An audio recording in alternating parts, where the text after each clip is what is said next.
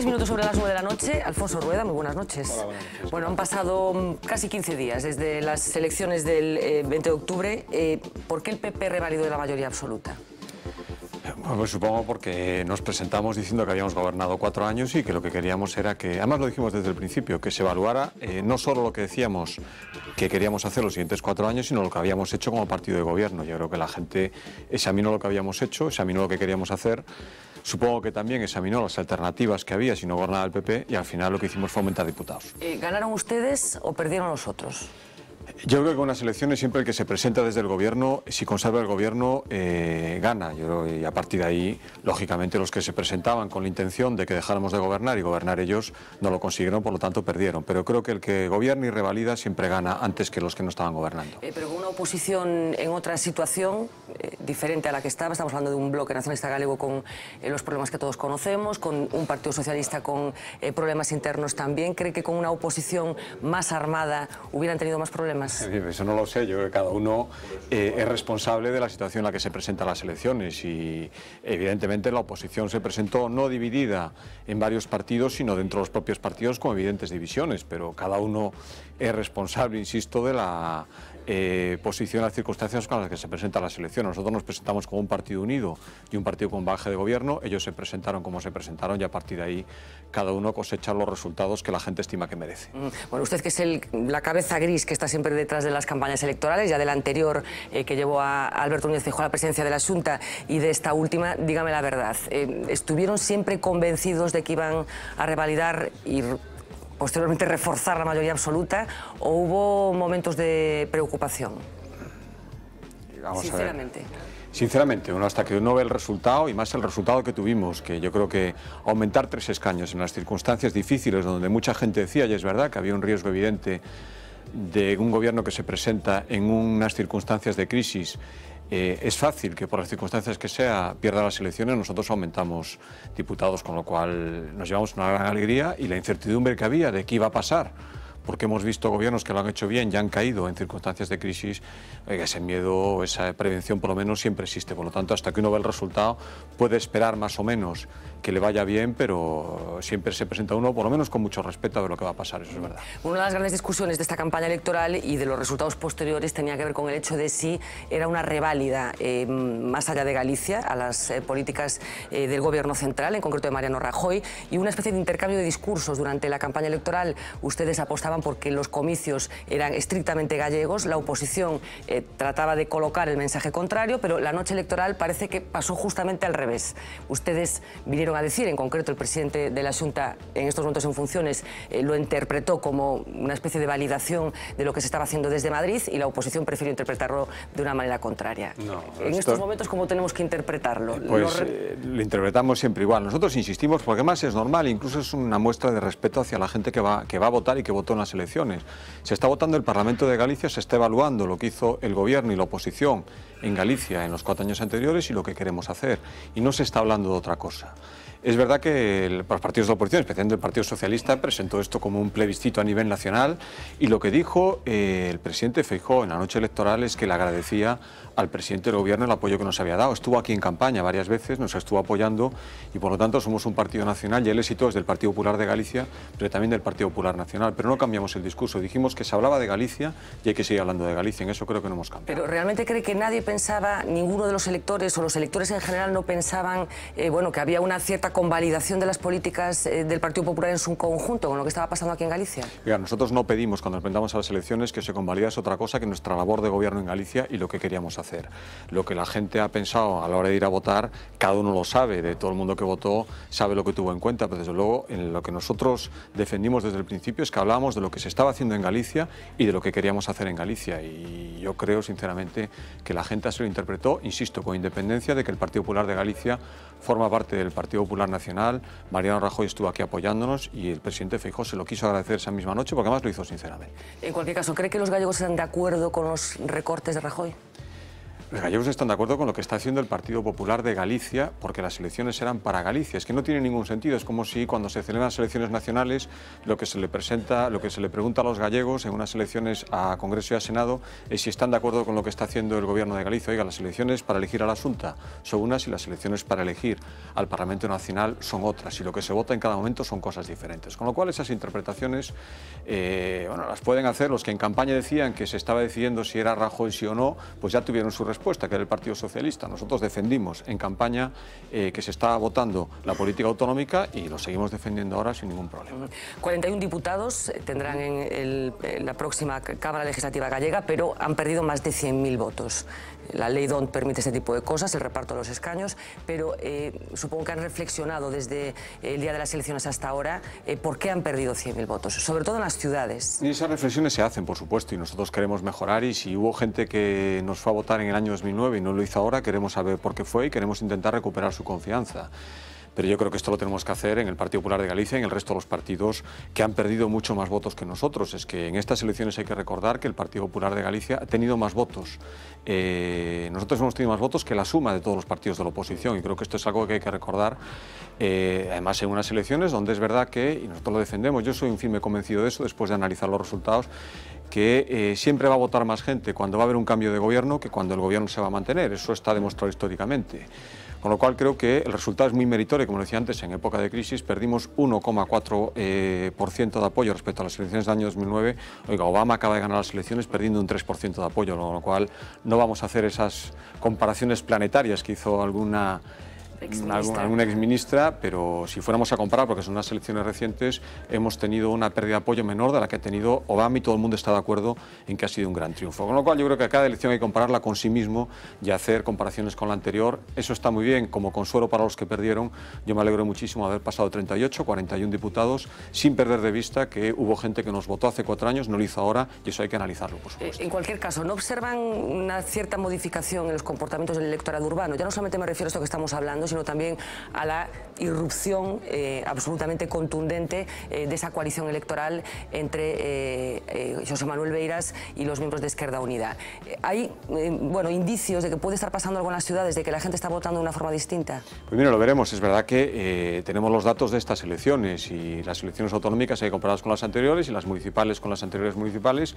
Es verdad que ha irrumpido un partido nuevo con muchísima fuerza, pero creo que los votos que ha tenido ese partido han sido mayoritariamente de los que han perdido opciones que tradicionalmente se pueden sentir más identificadas. El partido del señor Beiras viene de una escisión del bloque nacionalista galego, y quien debería estar francamente preocupado es el bloque nacionalista galego. Nosotros tendremos que ver esos electores que no nos apoyan ahora y lo hicieron hace 4 años, realmente si se fueron otras opciones, si se quedaron en casa y no fueron a votar, eso lo vamos a analizar, pero insisto, estamos hablando desde la órbita de un partido. Yo hablo en un partido que tenía 38 escaños en el año 2009 y en el año 2012, en circunstancias mucho más difíciles de ir gobernando, pasó a 41. Yo estoy francamente satisfecho con el resultado que tuvimos. Hablamos de José Manuel Beiras, un político histórico ya aquí en Galicia, que, como decimos, reaparece en escena. Ya se sabe que va a ser el próximo portavoz de esta coalición en el Parlamento. ¿Le tiene miedo a Beiras? No, absolutamente. Le tenemos todo el respeto que le tenemos que... hablando, quiero decir. No, pero se lo digo sinceramente. O sea, miedo nunca, y a nadie. Yo creo que el que plantee esto en términos de miedo se está equivocando. Nosotros le tenemos al señor Beiras y a su partido el respeto que merece quien está en el Parlamento, porque la gente le ha votado. A partir de ahí, si lo que buscan es confrontación, yo estoy absolutamente seguro de que la inmensa mayoría de la gente que fue a votar, no solo al Partido Popular, sino al resto de los partidos, incluso al suyo, me permitiría decir, lo que quiere es que intentemos llegar a acuerdos en lo fundamental, y plantear esto como una confrontación, como oponerse a todo, como intentar buscar trifulca política, creo que no estamos para eso. Nosotros, desde luego, vamos a querer gobernar y a buscar acuerdos con todo el mundo. Si lo quiere plantear en términos de confrontación porque sí, y buscar el lío y la disputa como método para llegar, sabe Dios a qué, allá él. Nosotros, desde luego, tendemos la mano a todos los partidos, incluido al señor Beiras. Pero creo que puede introducir dinámicas nuevas en el Parlamento que hasta ahora no existían. Por la forma de ser de Beiras, por su capacidad dialéctica, ¿creen que puede introducir algo nuevo en la Cámara? Bueno, algo nuevo veremos. No sé si se refiere a que el Parlamento puede estar más o menos animado. Nosotros vamos a intentar hacer una una labor de gobierno responsable, respetar la función del Parlamento. El Parlamento está para hablar y para que la oposición haga sus planteamientos y el gobierno defina también sus postulados y el grupo que la apoya también. Y a partir de lo que hace el señor Beiras, bueno, pues él sabrá lo que quiere hacer y sabrá las consecuencias que tiene todo eso. Yo estos planteamientos que oigo de que se prepare el Partido Popular, le recuerdo que tenemos más de 4 veces el número de diputados que él ha tenido, con lo cual, en fin, su legitimidad es la que ha tenido, pero nosotros tenemos 41 diputados. Eso nos da la legitimidad que nos da y nos da el gobierno. A partir de ahí ya veremos lo que pasa en el Parlamento. Nosotros vamos a hacer una política de apoyo al gobierno responsable desde el grupo parlamentario y me gustaría que la oposición estuviera también firme, unida y planteara también sus cosas. Yo creo que a un gobierno fuerte le interesa una oposición también fuerte, unida y constructiva. Habla de legitimidad de los 41 diputados, lógicamente, y ¿podemos hablar de rodillo también? No, mire, yo no hablo de rodillo en ningún momento. No, ahora, pregunto yo, claro. No. Ahora, lógicamente, el Grupo Parlamentario Popular va a apoyar la labor de gobierno y la defenderá en el Parlamento. Para eso están los grupos que apoyan al gobierno.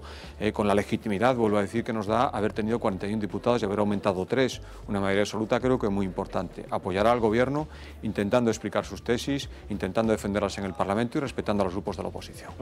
Bueno, hemos tenido constancia de que son las previsiones de crecimiento que dibuja para España la Unión Europea. Difieren absolutamente de las que tiene previstas el propio Gobierno central, con un crecimiento muy inferior, o más bien un decrecimiento muy sustancial, el que se prevé para aquí, para España. ¿Cómo van a vivir los gallegos estos 4 años? O, cerrando un poco más la pregunta, ¿está en condiciones de asegurar que dentro de 4 años los gallegos van a vivir mejor de lo que viven ahora? Pues mire, vamos a hacer todo lo posible para que así sea y yo estoy convencido de que así va a ser. Nosotros nos presentamos, creo que uno de nuestros ejes de campaña fue decir que aquí las cosas en Galicia se habían hecho mejor que en la mayoría de las comunidades autónomas y ahí están las cifras para demostrarlo y que medidas que se están tomando en otras comunidades autónomas muy drásticas, aquí no va a haber que tomarlas y eso fue uno de nuestros ejes de campaña y por lo tanto eso también nos dio pie para decir que cuando empiece la recuperación en Galicia se va a notar antes que en otros sitios. Yo creo que en el año 2013, que va a ser un año muy complicado todavía, vamos a mantener los niveles de servicios sociales de lo básico en Galicia por encima de la media de las comunidades autónomas y el segundo semestre, que esperamos que sea un poco mejor que el primero, nos va a permitir sentar las bases para que el año 2014 ya sea un año de crecimiento. Y en eso coinciden incluso las previsiones de las instituciones europeas, que son más pesimistas que las del gobierno español, pero al final yo me quedo con que tanto las del gobierno español más optimistas como las europeas más pesimistas coinciden que el año 2014 será un año de crecimiento y Galicia estará mejor preparada. Claro, pero está hablando de crecimiento, pero en cualquier caso un crecimiento insuficiente para que se cree empleo, porque todos sabemos en qué punto tiene que estar el crecimiento para que se cree empleo. Y el empleo, creo que estamos todos de acuerdo, que es el problema más terrible al que se enfrenta la economía española. Mientras tengamos pérdida de puestos de trabajo, pero todo lo demás será secundario. ¿Cómo le podemos explicar a una persona que nos está viendo ahora, que no tiene trabajo, que tiene pocas perspectivas de encontrarlo el año próximo, incluso el siguiente, porque como hablaba, esas previsiones de crecimiento parece que no indican que se vaya a crear empleo? Yo no sé qué se le puede decir a una persona que está en esas circunstancias.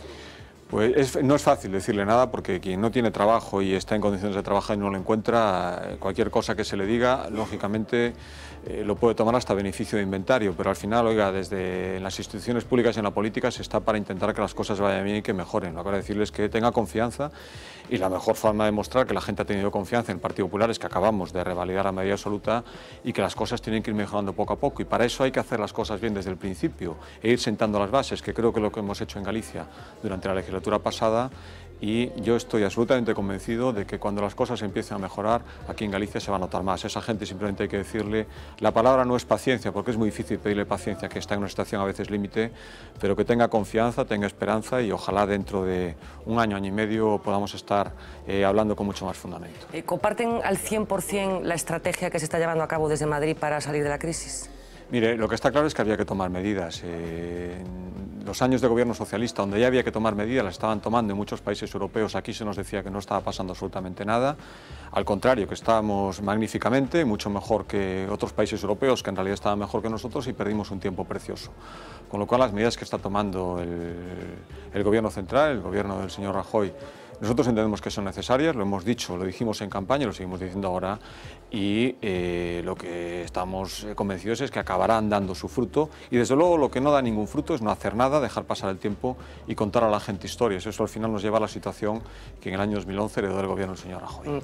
Yo le preguntaba por del 100% porque me consta que por lo menos por parte del presidente de la Xunta hay algunas medidas que han sido discutidas. En concreto, ahí donde está usted sentado, el señor Feijóo dijo de una forma contundente que él estaba en contra de la supresión de la paga extra esta próxima Navidad entre los empleados públicos. No sé si comparte usted la crítica del señor Feijóo. El señor Feijóo dijo efectivamente, el presidente de la Xunta, que quizá no hubiéramos estado excesivamente acertados si no hubiera estado el gobierno central en eliminar esa paga extra, pero es verdad que es una medida que está tomada y por lo tanto tomada está. Lo que tiene ahora, lo que cabe ahora es cumplir, eso está establecido por ley y hay que cumplirlo.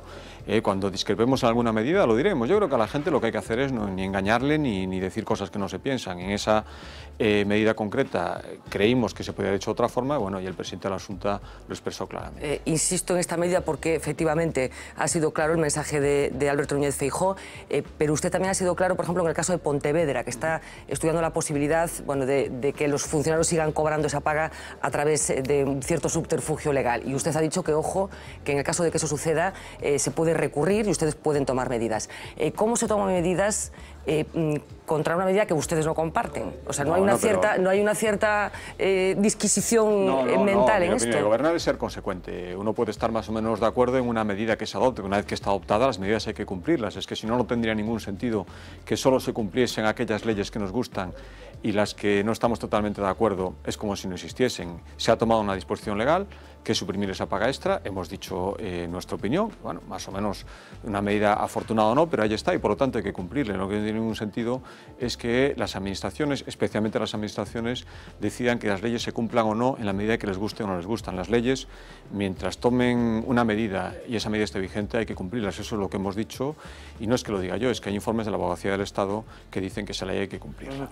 ¿Cómo ha sentado Madrid ese recurso de inconstitucionalidad contra la supresión de las ayudas a las energías renovables? Pues, entre administraciones civilizadas, con independencia de que sea uno del mismo partido, hay que entender, y estoy seguro que el Gobierno de España lo ha entendido, que Galicia tiene que defender sus intereses y agotada la vía del diálogo para intentar que no se tomara esa medida. Bueno, es otro ejemplo de lo que estoy diciendo. Aquí el Gobierno de la Xunta de Galicia, y vuelvo a lo que hablábamos en campaña, está para defender por encima de todos los intereses de Galicia. Galicia primero, que decía nuestro eslogan, pues al final lo demostramos, incluso no, una vez ganadas las elecciones, que era verdad, como no podía ser de otra manera. Por lo tanto, si a Galicia le interesa que esa medida nos adopte y esa medida se mantiene vigente, tenemos que recurrirlo. Por lo tal, el Gobierno de España lo tiene que entender, estoy seguro que así lo ha hecho. Ha dicho, agotada la vía del diálogo. ¿Fue muy duro ese diálogo o qué argumentos no se entendían desde Madrid de los que ustedes barajaban? No, es que aquí hay mecanismos que precisamente, además es lo lógico, antes de tomar una medida, última medida, como es un recurso frente a una disposición estatal, bueno, pues entre administraciones se dialoga y se exponen nuestras razones. Nosotros expusimos nuestras razones por qué creíamos que no había que pues suprimir esas ayudas. Desde el Gobierno central se nos explicó por qué creían que sí, desde un ámbito estatal, oiga, es el Gobierno de España, por lo tanto no llegamos a un acuerdo y con toda normalidad. Para eso es la democracia. Si no hay un acuerdo, pues está la vía del recurso y es lo que hemos hecho. Y lo que no tendría ningún sentido es decir, no queremos importunar a ningún gobierno, no recurrimos a pesar de que a Galicia le interesa el recurso. A Galicia le interesa el recurso, lo planteamos y ya estamos, somos el Gobierno de Galicia. Bueno, la oposición sostiene que ustedes están maquillando las cifras del déficit, que es una de las banderas que ustedes enarbolan con mayor asiduidad. Para que la gente nos entienda, una de las cosas que acusan es que están cambiando o que han cambiado partidas de un presupuesto de un año a otro. ¿Esto es ortodoxo? Mira, la oposición es verdad que fue una de las banderas que enarboló en campaña y yo simplemente les recuerdo el resultado electoral. Nosotros dijimos que estamos haciendo las cosas bien, ellos decían que no. Cosa, un resultado electoral? No, bueno, pero quiero decir que fue un argumento de campaña y la gente al final juzga a la vista de trayectoria de 4 años quién tiene razón, quién está haciendo las cosas bien y quién simplemente está diciendo cosas en campaña que no son verdad. Galicia es ahora mismo la comunidad autónoma de España de las 17 con el déficit más bajo.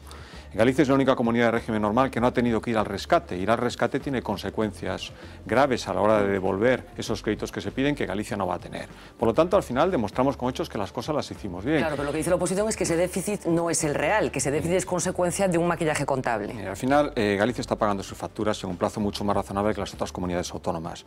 No se están dando las situaciones de supresión de servicios básicos que están adoptando otras comunidades autónomas. No estamos yendo al rescate, con lo cual la oposición, todo eso que está diciendo, si al final fuera verdad, no se podrían estar dando estos hechos que yo le estoy contando respecto a una gestión presupuestaria eficaz. Yo le recordaría a esos mismos partidos que están diciendo eso, especialmente al Partido Socialista, que formaron parte de un gobierno bipartito que nos dejó 2.000 millones de euros a deber que tenemos que estar pagando, durante esta legislatura. Eso es una realidad. Está hablando de lo que dejó a deber el Partido Socialista, pero hay otras comunidades autónomas gobernadas por ustedes que también han tenido gravísimos problemas económicos, algunas de las cuales también han solicitado el rescate. Estoy recordando ahora, por ejemplo, el caso paradigmático de Valencia. Yo me alegro de que Galicia no haya tenido que hacerlo. Sí, pero quiero decir que ¿era un problema del Partido Socialista o esa mala gestión de los fondos públicos o era un problema en general de los administradores de la cosa pública? Es un problema de los gestores en cada sitio. En Valencia han tenido que pedir ese rescate y en Galicia, después de 4 años de gobierno del Partido Popular, no ha habido que pedirlo, con lo cual nosotros tenemos que responder de la gestión que hemos hecho aquí. De la gestión que han hecho en Valencia tendrán que responder los gestores de Valencia, sean del partido que sea. Claro, no, pero acaba de decir usted que están tratando de arreglar lo que deshizo el Partido Socialista. Sí, pero me refería a Galicia, 2.000 millones de euros de agujero que nos dejaron el bipartito en Galicia cuando nosotros entramos en el año 2009.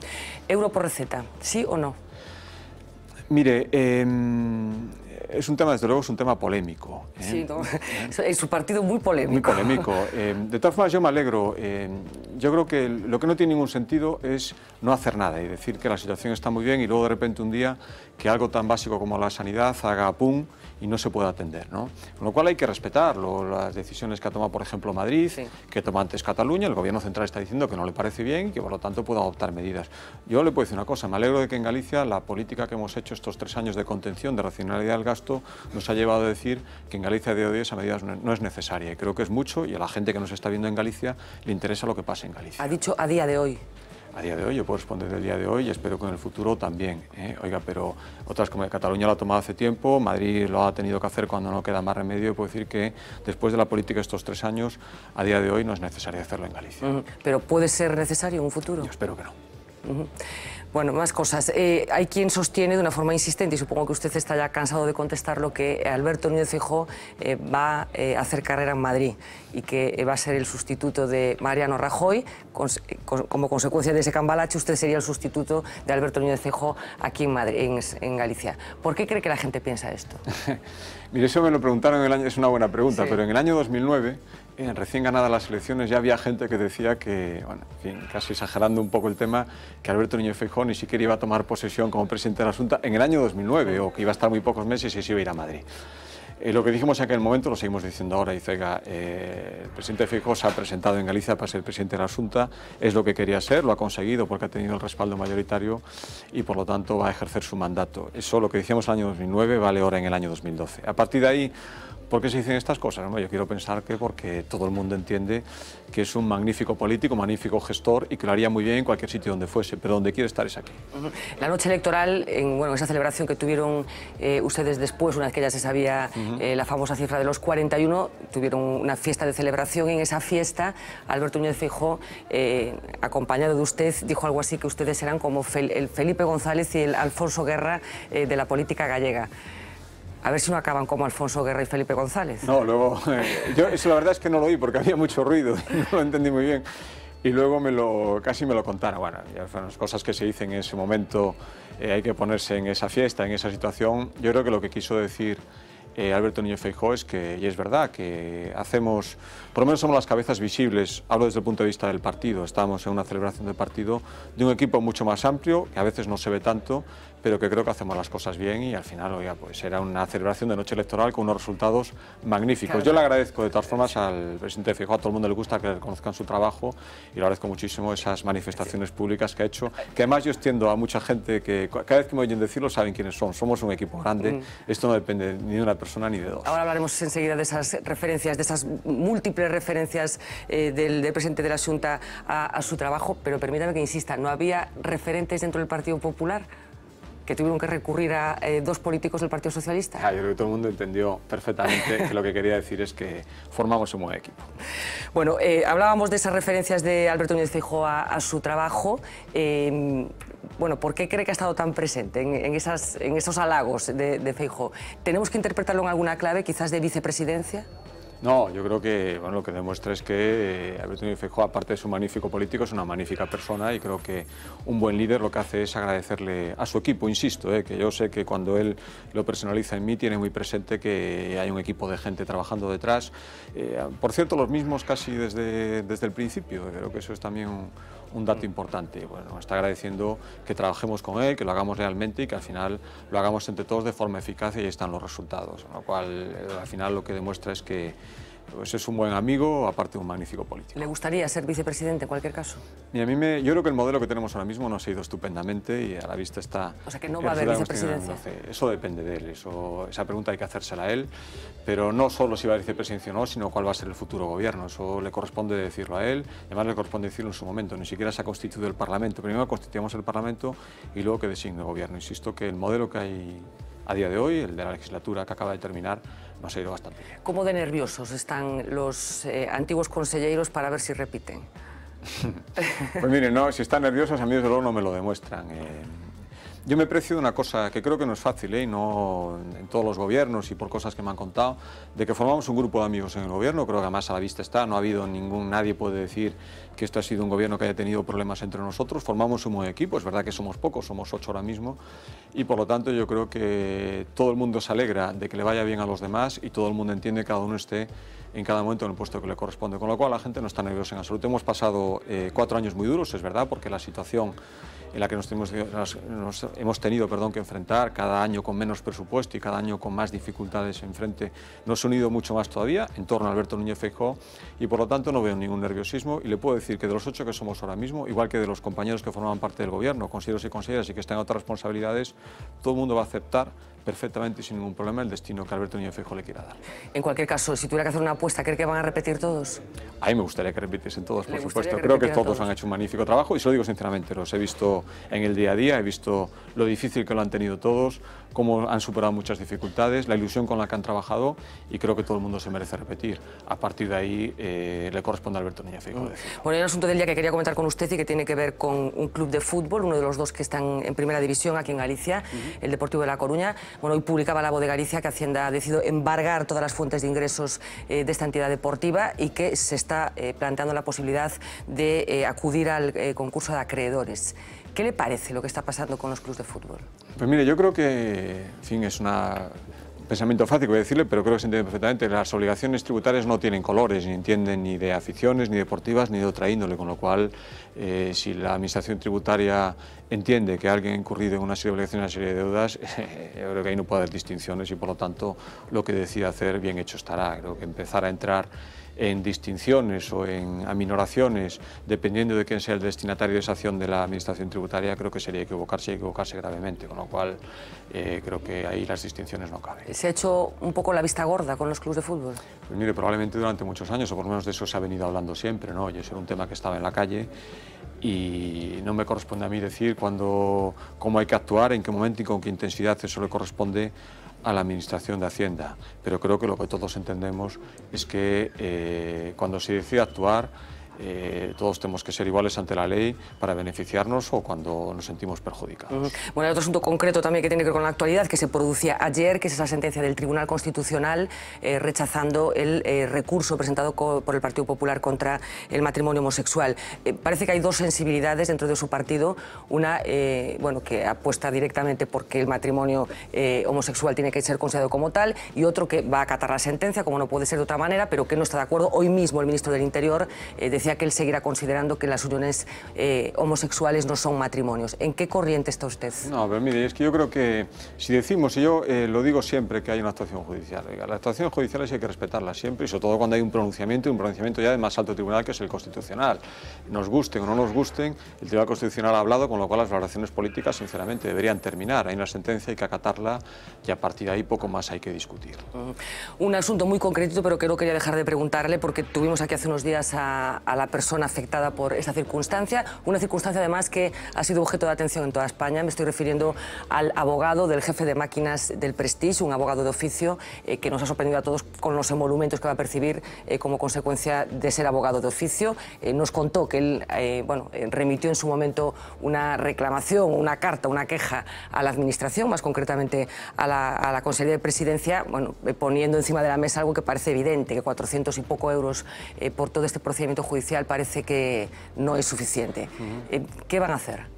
No, de hecho hemos actuado. Mire, aquí hay dos cosas. Primero, la justicia oficio, la justicia gratuita, que consideramos nosotros un derecho social de aquel que de verdad tiene derecho a recibirla, creo que es sagrado. Hemos hecho un gran esfuerzo en esta legislatura por mantener, de hecho estamos pagando, creo que con la celeridad que merecen los profesionales que se dedican, los abogados del turno de oficio, y lo que cuando se planteó este tema lo que dijimos es que no se pueden hacer otras excepciones que las que permite la ley, porque luego se podría entrar en que hay muchos casos en los que los abogados pueden decir que tienen especial dificultad y es imposible atenderlos a todos. Dicho esto, es verdad que esto es un caso muy especial, hay antecedentes ya en otro tipo de macrojuicios donde la labor del abogado de oficio se reconoció de una forma especial y nosotros lo vamos a hacer también. De hecho, ese tema está ya en vías de solución y en este caso concreto este abogado tendrá unas remuneraciones por encima de lo que estaba en principio estipulado, pero atendiendo al caso especialísimo. Hay que entender también, y seguro que muchísimos abogados del turno de oficio comparten lo que estoy diciendo, es muy difícil establecer excepciones o por lo menos generalizar las excepciones, si no el sistema acabaría reventando. Su olfato político, ¿qué le dice? ¿Cómo va a ser esta legislatura? Pues mire, yo espero que sea la legislatura de empezar la recuperación económica y espero que cada uno esté en su papel. El gobierno en gobernar, el gobierno de la Xunta de Galicia, respaldado por un grupo parlamentario que tiene ahora más apoyos que en el año 2009, y la oposición, yo de verdad que lo digo sinceramente, a nosotros como gobierno nos conviene una oposición constructiva y unida, porque intentaremos llegar a pactos en cosas que son fundamentales.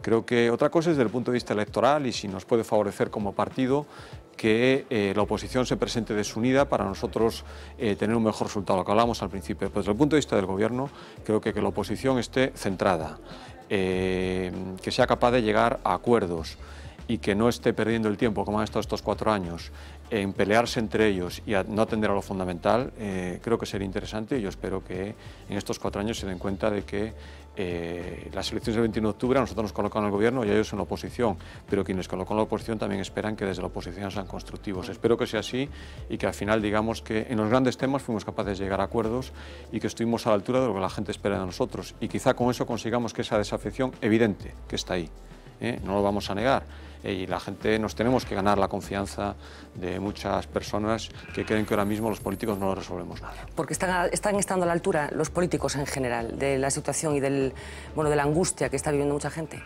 Sinceramente, ¿cree que en general se está comprendiendo, se está teniendo la sensibilidad necesaria y suficiente? Yo le puedo decir, nosotros lo intentamos con toda la fuerza del mundo, que tenemos que mejorar muchísimo, bueno, a la vista está, no hace falta que lo den ninguna encuesta, que por si acaso también lo dicen. Tenemos que ganarnos todavía una confianza que evidentemente a nivel general hemos perdido, por lo menos en parte. Creo que no todos los partidos por igual, pero en general la clase política sí. Claro, pero ¿qué ayudan, por ejemplo, declaraciones como las recientes de Fátima Báñez, 3 días después de que se hiciera pública la encuesta de población activa, con esas cifras terroríficas de paro, esas declaraciones en las que prácticamente decía que la cosa estaba empezando a ir bien? Pues mire, probablemente poco. Probablemente poco y bueno, creo que desde aquí se dijo, en fin, lo que pensábamos. Alfonso Rueda, muchísimas gracias y muchísima suerte, que la van a necesitar estos próximos 4 años. Un auténtico placer. Muchísimas gracias. Nos vamos a ir a publicidad, nada, un par de minutos nada más, porque a la vuelta vamos a tratar de dar todas las claves de esa dificilísima situación económica, como les decía, está viviendo el Deportivo de La Coruña. Enseguida volvemos, hasta ahora.